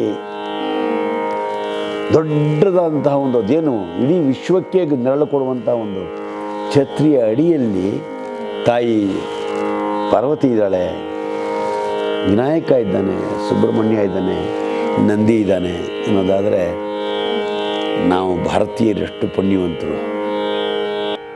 ನಮ್ಮ ಆಧ್ಯಾತ್ಮ, ನಮ್ಮ ಸಂಸ್ಕೃತಿ ಎಲ್ಲವೂ ತುಂಬ ಶ್ರೇಷ್ಠ ಅಂತ ಅನಿಸುತ್ತೆ. ಅತಿ ಶ್ರೇಷ್ಠ, ಶ್ರೇಷ್ಠತೆಯಲ್ಲಿ ಶ್ರೇಷ್ಠ. ಇವತ್ತಿನ ಯುವ ಜನತೆಗೆ ನಮ್ಮ ಆಚರಣೆಗಳು, ಹಬ್ಬಗಳು, ನಮ್ಮ ಸಂಪ್ರದಾಯಗಳನ್ನ ಪಾಲಿಸೋದು ಎಷ್ಟು ಮುಖ್ಯ ಅಂತ ಅನಿಸುತ್ತೆ ನಿಮಗೆ? ಇಟ್ಕೋಬೇಕು ಸಂಪ್ರದಾಯ. ಹಬ್ಬಗಳು ಮಾಡಿದ್ದೇ ನಮ್ಮ ಒಳ್ಳೆಯದಕ್ಕಾಗಿ. ಹಬ್ಬ ಅನ್ನುವಂಥದ್ದು ಏನು ಅರ್ಥ ಅದರದ್ದು? ಸಂತೋಷವಾಗಿರುವಂತಷ್ಟೇ. ದೈವನಾಮಸ್ಮರಣೆ ಮಾಡು, ಸಂತೋಷವಾಗಿರೋ, ಊಟ ಮಾಡು, 4 ಜನತೆ ಒಳ್ಳೆ ಮಾತಾಡು, ಬಂಧುಗಳನ್ನ ಕರಿ, ಸಹೋದರನ ಕರಿ, ಸಹೋದರಿಯರನ್ನ ಕರಿ, ನಿನಗೆ ಬೇಕಾ ಸ್ನೇಹಿತರನ್ನ ಕರಿ, ಖುಷಿಯಾಗಿ ಒಳ್ಳೆಯ ಊಟ ಮಾಡಿ ಎಲ್ಲ ಕೃಷ್ಣಾರ್ಪಣ ಮಸ್ತು ಅನ್ನಿ, ಎಲ್ಲ ಶಿವಾರ್ಪಣ ಮಸ್ತು ಅಂಥೇಳಿ ಅವನಿಗೆ ಸಮರ್ಪಣೆ ಮಾಡಿ ಖುಷಿಯಾಗಿರೋದೇ ಹಬ್ಬ. ಈಗ ಹಬ್ಬ ಮಾಡೋಕ್ಕೆ ಟೈಮ್ ಇಲ್ವಲ್ಲ, ಎಲ್ಲ ಬರೀ ನಾವು IT ಮಯ ಆಗ್ಬಿಟ್ಟಿದ್ದೀವಿ. ಹಬ್ಬನೂ ಒಂದೇ, ಹರಿದಿನವೂ ಒಂದೇ, ದಿನವೂ ಒಂದೇ, ರಾತ್ರಿಯೂ ಒಂದೇ. ರಾತ್ರಿ ದಿನಕ್ಕೆ ಹಗಲಿಗೆ ವ್ಯತ್ಯಾಸವಿಲ್ಲ. ಈಗ ಇದು ಬದಲಾವಣೆಗಳು ಅಷ್ಟು ಒಳ್ಳೆಯದಲ್ಲ. ಕಾಲಾನುಕ್ರಮದಲ್ಲಿ ಬದಲಾವಣೆಗಳಾಗುತ್ತೆ, ಏನು ಮಾಡೋಕ್ಕಾಗಲ್ಲ. ಆದರೂ ಈಗಲೂ ಎಷ್ಟೋ ಜನ ಇದ್ದಾರೆ, ಹಬ್ಬ ಹರಿದಿನಗಳನ್ನ ಮಾಡ್ತಾರೆ, ಸಂತೋಷವಾಗಿರ್ತಾರೆ, ಖುಷಿಯಾಗಿರ್ತಾರೆ. ಮಾಡಬೇಕಾದ್ದು ಧರ್ಮ. ಅದಕ್ಕೆ ನಮ್ಮ ಹಬ್ಬಗಳು ಬಂದಿದ್ದು. ಶಿವರಾತ್ರಿ ನಾವೆಲ್ಲೋ ನಿಮಗೆ ನಿದ್ದೆ ಮಾಡ್ತಿರೋ ಬಿಡ್ತಿರೋ ಹೋಗ್ತಿರೋ ಅಂತೂ ಶಿವರಾತ್ರಿ ನಾನು ಎದ್ದಿರಬೇಕು ಅಂತ ಒಂದು ಕಾನ್ಸೆಪ್ಟ್ ಇದೆಯಲ್ಲ, ಎಲ್ಲ ಮಾಡ್ತಿರೋ ಬಿಡ್ತಿರೋ ಅದು ಬೇರೆ ವಿಚಾರ. ಶಿವರಾತ್ರಿ ಮಾಡಿದ್ರೆ ಒಳ್ಳೆ ಪುಣ್ಯ ಬರುತ್ತೆ ಅನ್ನೋದು ಒಂದು ಭಾವ ಇದೆ. ಇದು ಹಬ್ಬದಿಂದ ತಾನೇ ಬಂದಿರೋದು. ದಿನ ಏನು ಮಾಡಲ್ವ ನೀವು?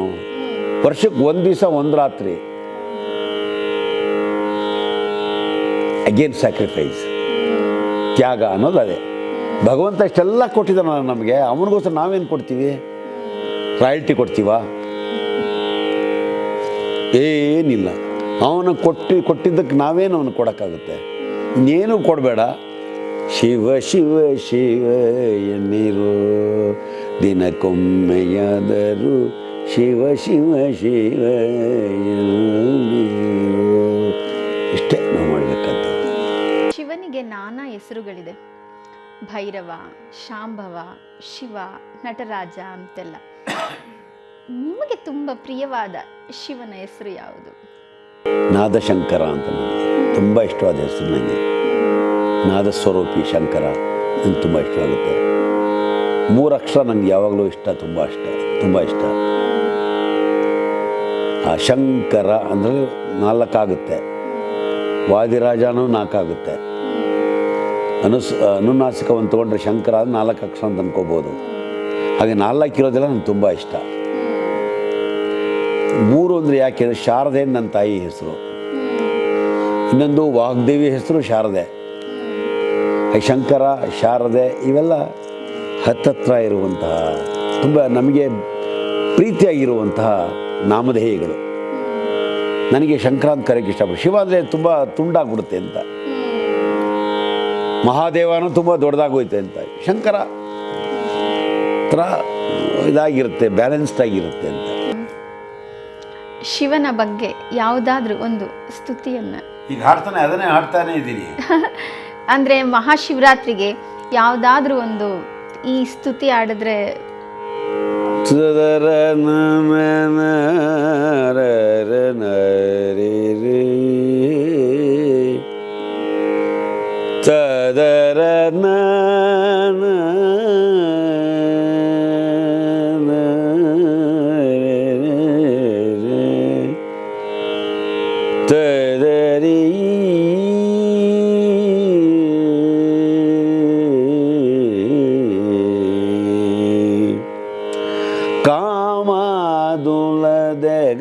ಕೋಸಿ ಕಾಮಾದುಲದೆಗ ಕೋಸಿ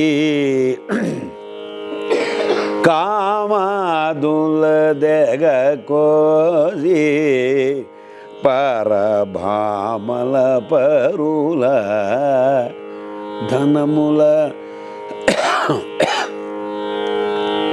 ರೋಸಿ ಕಾಮದುಲದೆಗ ಕೋಸಿ ಪರ ಭಾಮಲ ಪರುಲ ಧನಮುಲ ರೋಸಿ పామరాత్మము ఎడబాసి గతి నేమముతో బిల్వార్చన చేసి శివ శివ శివ ఎనరాదా ఆగమములను తీర్చే ఆగమములను తీర్చే బాగులేని భాషలు చాలించి భాగవతులతో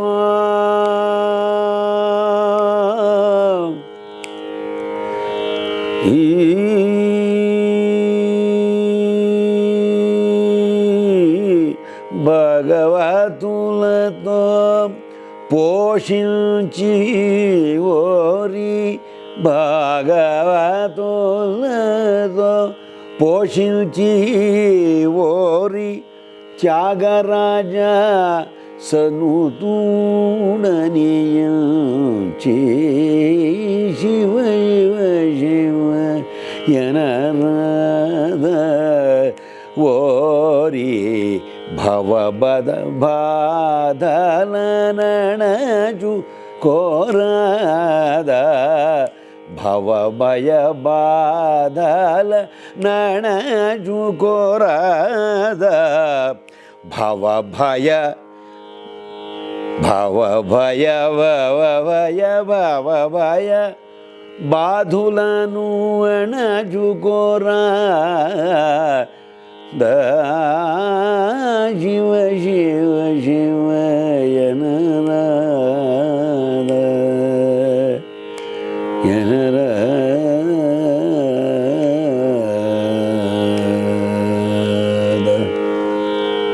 ಅಂದರೆ ಶಿವ ಶಿವ ಶಿವ ಅಂತ ಹೇಳ್ತಾ ನಿನ್ನ ಈ ಸಾಂಸಾರಿಕ ಭವದ ಬಾಧೆಗಳನ್ನು ಕಳ್ಕೋಬಾರ್ದ ನೀನು. ಯಾಕೆ ಸುಮ್ಮನೆ ಇದೆಯಾ? ಅದರ ಶಕ್ತಿ ಏನು ಹೇಳುತ್ತೆ? ಕಾಮಾದುಲ ದೆಗ ಕೋಸಿ ನಿನ್ನ ಅಸಖ್ಯವಾದಂತಹ ನಿನ್ನ ಬಯಕೆಗಳಿದೆಲ್ಲ ಅದನ್ನೆಲ್ಲ ಛಿದ್ರ ಮಾಡಿಬಿಡುತ್ತಂತೆ ಶಿವನಾಮ ಅನ್ನುವಂಥದ್ದು.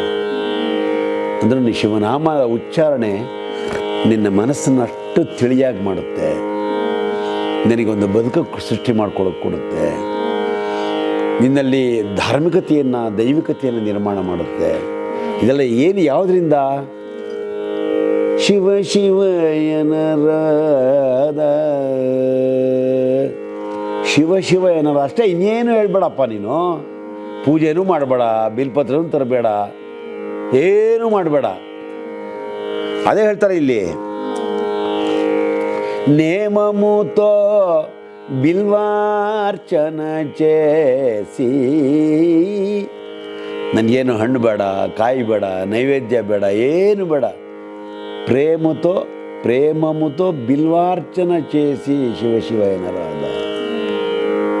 ಆ ಬಿಲ್ವ ಪತ್ರೆಯಿಂದ, ಸಾಮಾನ್ಯವಾದೊಂದು ಪತ್ರೆಯಿಂದ ನನ್ನನ್ನು ಶಿವ ಶಿವ ಅಂತ ನೀವು ಪ್ರೀತಿಯಿಂದ ನಾನು ಪ್ರಾರ್ಥನೆ ಮಾಡಿಬಿಟ್ರೆ ಸಾಕು.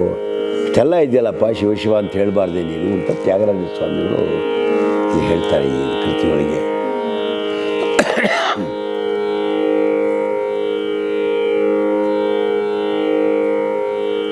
ಶಿವರಾತ್ರಿಯ ಜಾಗರಣೆ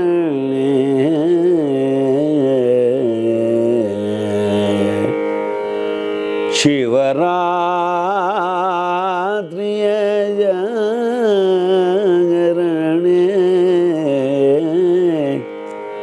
ಶಿವದರ್ಶನ ನಮಗಾಯಿತು ಕೇಳೆ ಶಿವರಾತ್ರಿಯ ಜಾಗರಣೆ. ಪುರಂದರದಾಸರು ಹೇಳ್ತಾರೆ, ಬರೀ ನೀವು ಶಿವರಾತ್ರಿ ದಿವಸ ನಾಮ ಸಂಕೀರ್ತನೆ ಮಾಡಿಬಿಟ್ರೆ ಶಿವನ ದರ್ಶನ ಆಗ್ಬಿಡುತ್ತೆ ಅಂತ ಹೇಳ್ತಾರೆ. ಆ ಮಟ್ಟಕ್ಕೆ ನಾವು ಹೋಗಬೇಕು. ಆ ಮಟ್ಟಕ್ಕೆ ನಾವು ಅಧ್ಯಾತ್ಮದ ಪರಾಕಾಷ್ಠೆಯಲ್ಲಿ ಭಗವಂತನ ಬಿಟ್ಟರೆ ಇನ್ನೇನು ಇಲ್ಲ ಅನ್ನುವ ಭಾವಕ್ಕೆ ಹೋದಾಗ ಮಾತ್ರ ಇದೆಲ್ಲ ಸಿದ್ಧಿಯನ್ನು ನಾವು ಅಪೇಕ್ಷೆ ಪಡ್ಬೋದು. ಇದರ ಆಗಲ್ಲ. ಆದರೆ ಮಾರ್ಗ ಇದೆ, ಮಾರ್ಗ ಅಂತೂ ಇದೆ. ಶಿವ ದರ್ಶನ ಏನಾಗಾಯಿತು ಶಿವರಾತ್ರಿಯ ಜಾಗರಣೆ ಅಂತಂದರೆ, ಸಾಕ್ಷಾತ್ ಅವನ ಜಾಗರಣೆ ಮಾತ್ರದಿಂದಲೇ ಅವನ ದರ್ಶನ ಆಗ್ಬಿಡ್ತು ಅನ್ನೋದುವಾಗ ಇನ್ನೇನು ನಮಗೆ ಶಿವರಾತ್ರಿಯ ಜಾಗರಣೆ ಶಿವ ದರ್ಶನವಾಯಿತು. ಹೀಗೆ ನಮ್ಮ ಸಂಪ್ರದಾಯ, ನಮ್ಮ ಹಬ್ಬ, ನಮ್ಮ ಹರಿದಿನ, ನಮ್ಮ ಕ್ರಮ, ನಾವು ಉಡುವಂತಹ ಬಟ್ಟೆಗಳು, ನಾವು ಧರಿಸುವಂತಹ ವಿಭೂತಿ ಆಗ್ಬೋದು, ಅಥವಾ ನಾಮ ಆಗ್ಬೋದು, ಅಥವಾ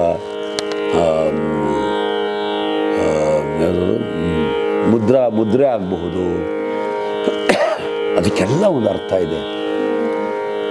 ಅವೆಲ್ಲ ರಿಫ್ಲೆಕ್ಟ್ಸ್ ಆಫ್ ಫ್ರೆಶ್ನೆಸ್ ಅಂತ. ನನಗೆ ವಿಭೂತಿ ಹಾಕ್ಕೊಂಡ್ರೆ ನನಗೇನೋ ಒಂದು ಖುಷಿ, ಆನಂದ, ನನಗೆ ಡೆವಲಪ್ ಫ್ರೆಶ್ನೆಸ್. ನಾನು ಕಚೇರಿ ಯಾವಾಗಲೂ ವಿಭೂತಿ ಹಾಕ್ಕೊಂಡು ಹೋಗ್ತೀನಿ. ನನಗೇನೋ ಒಂದು ಉತ್ಸಾಹ ಕೊಡುತ್ತೆ, ಏನೋ ಒಂದು ಚಿಲುಮೆಯಾಗಿ ನನ್ನ ವರ್ಕ್ ಮಾಡುತ್ತೆ ವಿಭೂತಿ ಅನ್ನುವಂಥದ್ದು. ಈಗ ನೀವು ಇಷ್ಟು ಕ್ಲಿಷ್ಟಕರವಾದ ಗಮಕಗಳನ್ನು ಇಷ್ಟು ಸುಲಲಿತವಾಗಿ ಹಾಡಿ ಇಷ್ಟೆಲ್ಲ ಸಂಪಾದನೆಯನ್ನು ಮಾಡಿದ್ರೆ ನಮ್ಮಿಂದ ನೋಡೋಕೆ ಒಂದು ವೈಭವವೇ ಇದೆ. ಇದೆಲ್ಲ ಹೇಗೆ ಸಾಧ್ಯ ಆಯಿತು ಸರ್? ಶಿವಾನುಗ್ರಹ ಅಷ್ಟೇ. ವಾದಿರಾಜರ ಅನುಗ್ರಹ, ಶಿವಾನುಗ್ರಹ.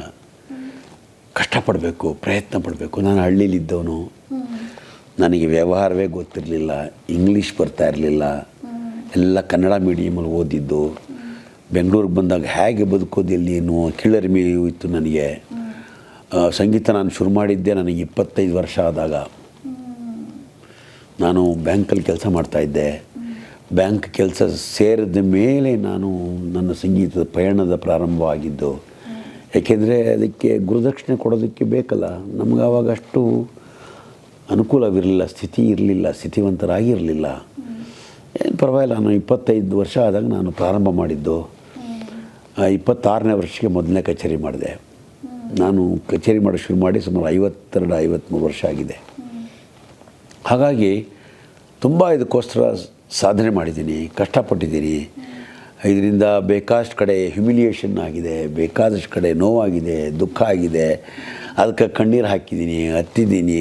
ಭಗವಂತನ ಮುಂದೆ ಏನಕ್ಕೆ ಭಗವಂತ ಹೀಗೆ ಮಾಡಿಬಿಟ್ಟೆ, ನನಗೆ ನಿನ್ನನ್ನು ಇಷ್ಟು ಆರಾಧನೆ ಮಾಡ್ತೀನಿ, ಇಷ್ಟು ನಿನ್ನನ್ನು ನಾನು ಪ್ರೀತಿ ಮಾಡ್ತೀನಿ, ಇಷ್ಟು ನಾನು ಗಾನದ ಮೂಲಕ ನಿನ್ನ ಪ್ರಾರ್ಥನೆ ಮಾಡ್ತೀನಿ, ನನ್ನ ಕೈ ಬಿಟ್ಬಿಟ್ರೆ ಹೇಗೆ ಅಂತ ಹೋಗಿ ಹತ್ತಿದ್ದೀನಿ ನಾನು ಗುರುಗಳ ಹತ್ರ, ಭಗವಂತನ ಹತ್ರ.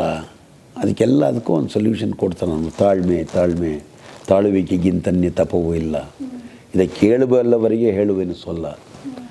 ಹಾಗಾಗಿ ನನ್ನ ಸಾಧನೆ ಮಾಡ್ಕೊಂಡು ಬಂದೆ.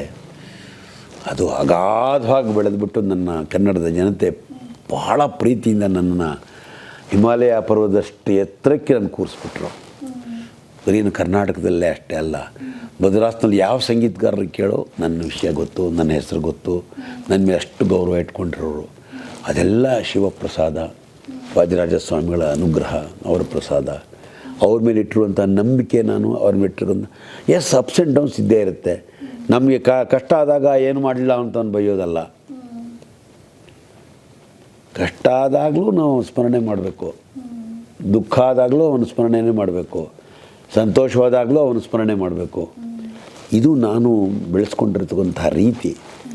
ಹಾಗಾಗಿ ನನಗೆ ನಾನು ಅಂದ್ಕೊಂಡಿರೋದಕ್ಕೆ 100 ಪಟ್ಟು ನನ್ನ ಮಟ್ಟ ಮೇಲೆ ಏರೋಗ್ಬಿಟ್ಟಿದೆ ಇವತ್ತು ಇಡೀ ಕರ್ನಾಟಕದಲ್ಲಿ.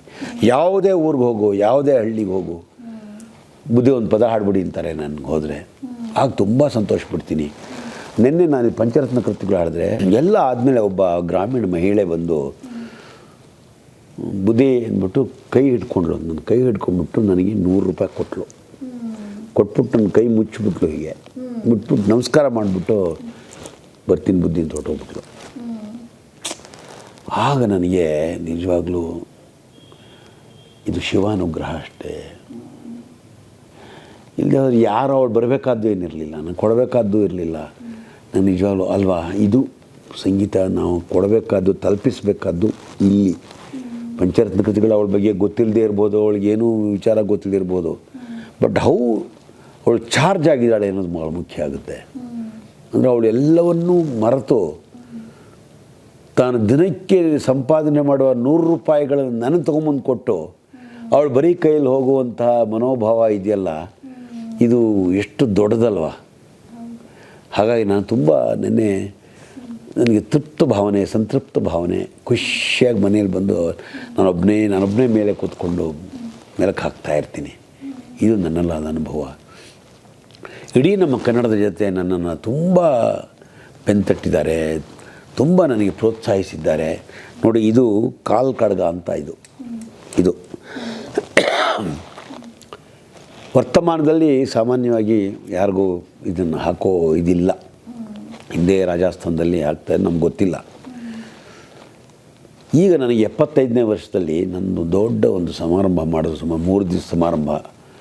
ನನ್ನ ಶಿಷ್ಯರು ಮತ್ತು ಹಿತೈಷಿಗಳು ಸೇರಿ ಸುಮಾರು ಒಂದು 70 ಲಕ್ಷದ ಸಮಾರಾಧನೆ ಅದು. ಅಲ್ಲಿ ನನಗೆ ಈ ಕಾಲ್ ಕಡಗವನ್ನು ತೊಡಿಸಿದ್ದು ಅದೊಂದು ಚರಿತ್ರೆಯನ್ನು ಸೃಷ್ಟಿ ಮಾಡಿರುವಂಥದ್ದು. ಅದು ಕಿರೀಟ.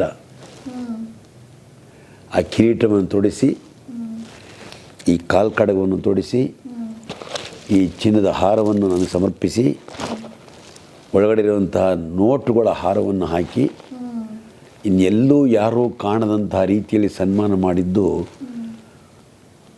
ಅದೊಂದು ಚರಿತ್ರಾರ್ಹವಾದಂತಹ ದಿನ. ಹಾಗಾಗಿ ಎಲ್ಲ ಶಿವಾನುಗ್ರಹದಿಂದ ಆಗಿರೋ ನಂಬಿಕೆ ನನಗಿದೆ. ನಾನು ಅಹಂಕಾರದಿಂದ ಯಾವುದನ್ನು ಹೇಳ್ಕೊಳ್ಳೋದ, ಅಭಿಮಾನದಿಂದ, ಪ್ರೀತಿಯಿಂದ ಹೇಳ್ಕೊಳ್ತೀನಿ. ಇಂಥ ಸೌಭಾಗ್ಯ ನಂಗೆ ಸಿಕ್ಕಿದೆಯಲ್ಲ, ಯಾರಿಗೂ ಸಿಗದೇ ಇರುವಂತಹ ಸೌಭಾಗ್ಯ ನಂಗೆ ಸಿಕ್ಬಿಟ್ಟಿದೆಯಲ್ಲ.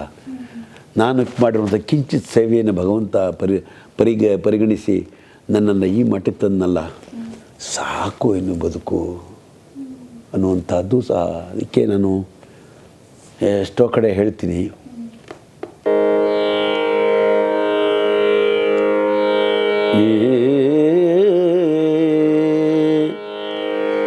ನಿನ್ನ ಧ್ಯಾನದ ಶಕ್ತಿಯ ಕೊಡೋ ಶಂಭೋ,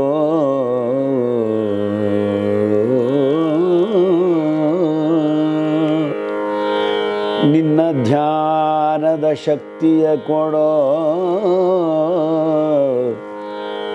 ಅನ್ಯರಲ್ಲಿ ವಿರಕ್ತಿಯ ಕೊಡೋ ಶಂಭೋ,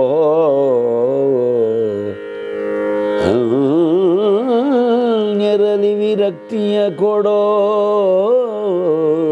ಶಂಭೋ. ನಿನ್ನ ಪಾಡಿ ಪೊಗಳುವ ಸಂಗೀತವ ಕೊಡೋ, ಭಕ್ತಿ ಸಂಗೀತವ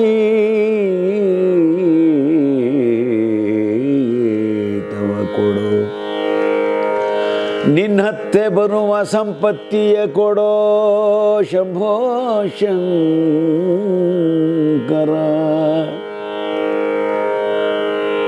ಭವದ ಕತ್ತಲೆ ನನಗೆ ಮುತ್ತಿದೆ ಶಂಕರ,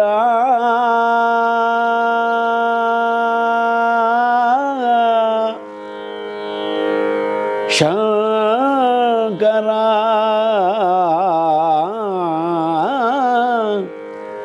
ಭವದ ಕತ್ತಲೆ ನನಗೆ ಮುತ್ತಿದೆ,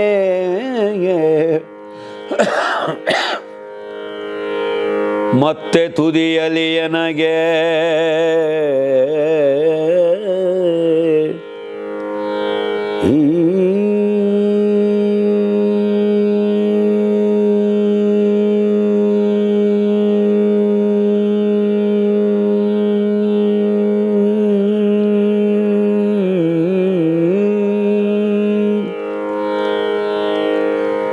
ಮತ್ತೆ ತುದಿಯಲಿ ನನಗೆ ಗಾನ ಭಕ್ತಿಯ ಗಾನ ಮುಕ್ತಿಯ ಕೊಡೋ ಶಂಕರ ಶಂಭೋ ಶಂಭೋ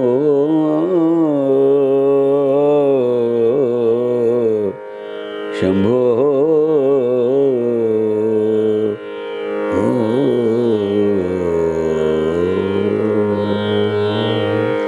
ಏನು ಬೇಡ ಕಾರಣ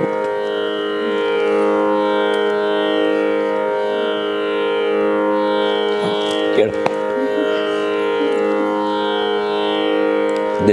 ಇದೇ ಸಂಗೀತ ಅನ್ನೋದು, ಇದೇ ಭಾವ ಅನ್ನೋದು, ಇದೇ ಭಾವನೆ ಅನ್ನೋದು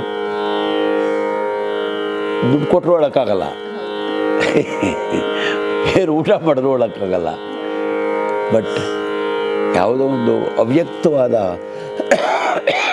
ಶಿವಶಕ್ತಿ ನಮ್ಮನ್ನು ಹಾಗೆ ಮಾಡಿಸುತ್ತೆ. ಗಾನ ಭಕ್ತಿಯೇ ಶಿವಶಕ್ತಿಯೋ, ಗಾನ ಭಕ್ತಿಯೇ. ಶಿವನ ಅನುಗ್ರಹ ಬೇಕಾದ್ರೆ ಗಾನ ಭಕ್ತಿ ಇರಬೇಕು, ಬರೀ ಭಕ್ತಿ ಅಲ್ಲ, ಗಾನ ಭಕ್ತಿ ಇರಬೇಕು. ಇದೇ ನಾನು ಅರ್ಥೈಸ್ಕೊಂಡಿರುವಂಥದ್ದು. ಇಡೀ ನಮ್ಮ ದಕ್ಷಿಣ ದೇಶದಲ್ಲಿ ಇದುವರೆಗೆ ನನಗೆ 123 ಬಿರುದುಗಳು ಬಂದಿದೆ, 61 ಪ್ರಶಸ್ತಿಗಳು ಬಂದಿದೆ. ಬಹುಶಃ ನನ್ನ ಮಟ್ಟಿಗೆ ಇದೊಂದು ದಾಖಲಾತಿ ಅಂತ ಅಂದ್ಕೊಳ್ತೀನಿ ನಾನು.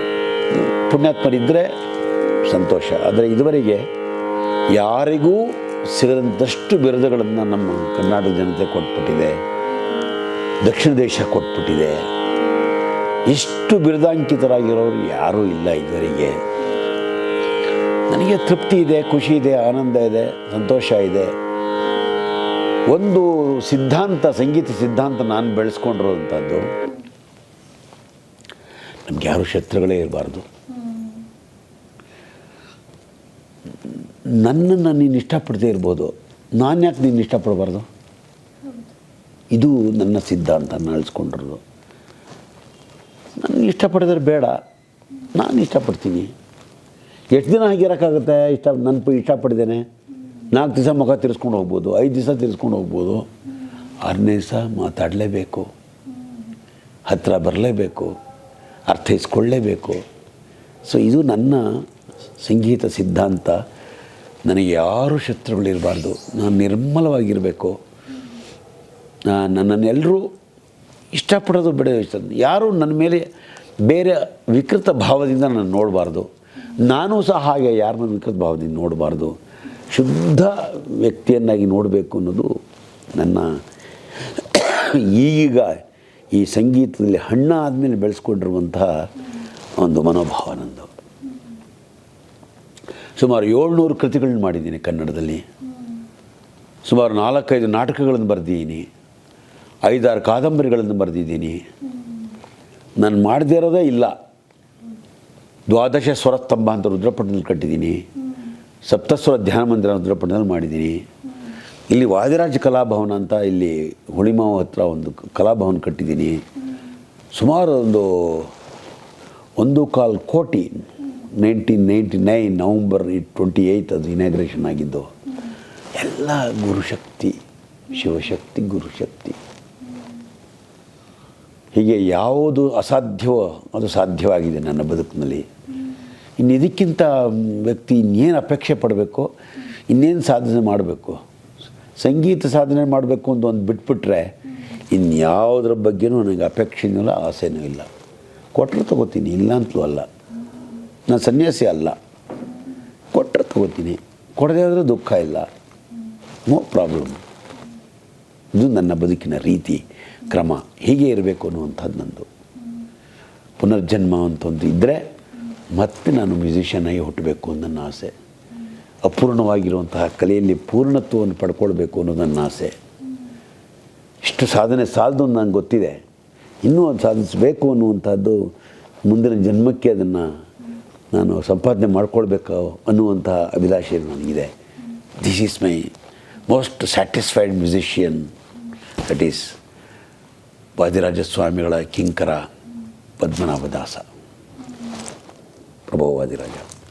ಸರ್, ಇವತ್ತಿನ ಸಂಗೀತ ಸಾಧಕರಿಗೆ, ಯುವಜನತೆಗೆ ನಿಮ್ಮ ಇಷ್ಟೆಲ್ಲ ಎಕ್ಸ್ಪೀರಿಯನ್ಸಿಂದ ಇಟ್ಕೊಂಡು ಏನಾದರೂ ಅವರಿಗೆ ನೀವು ಹೇಳಬೇಕು ಅಂದರೆ ಏನು ಹೇಳೋಕ್ಕೆ ಬಯಸ್ತೀರಾ? ಸಾಧನೆ ಎನ್ನುವಂಥದ್ದು ನಿರಂತರವಾದಂಥ ಬದುಕಿನಲ್ಲಿ ಇರುವಂಥ ಉಸಿರಿರೋ ತನಕ ಮಾಡುವಂಥ ಒಂದು ಪ್ರಕ್ರಿಯೆ ಅದು. ಅಲ್ಲಿ ಅಲ್ಪ ತೃಪ್ತರಾಗಬಾರ್ದು. ಇವತ್ತು ನಾನು ಒಂದು ರಾಗ ಆಡ್ಬಿಟ್ಟೆ, ಆಗೋಯ್ತು. ಹೋಗ್ತಾನೇ ಇರಬೇಕು. ನನ್ನ 55 ವರ್ಷಗಳ ಸಾಧನೆಯಲ್ಲಿ ಒಂದಿಷ್ಟು ಬಂದಿದೆ ಹೂರಣ, ಎಸೆನ್ಸ್ ಅಂತ ಹೇಳ್ತೀವಿ ಅದಕ್ಕೆ. ಆ ಸಾಧನೆ ಎಸೆನ್ಸ್ ಬರೋ ತನಕ ಸಾಧಿಕೊಂಡು ಹೋಗ್ತಾನೇ ಇರಬೇಕು.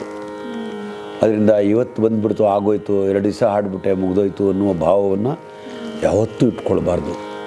ನಿರಂತರ ಸಾಧನೆ ಮಾಡ್ತಾಯಿರಿ. ಯಾವುದನ್ನು ಬೇಗ ಅಪೇಕ್ಷೆ ಪಟ್ಬಿಡಬೇಡಿ. ನಾಳೆ ನಾನು ಭಾರತ ರತ್ನ ಆಗ್ಬಿಡ್ಬೇಕು ಅಂತ ಅಪೇಕ್ಷೆ ಬೇಕಾಗಿಲ್ಲ.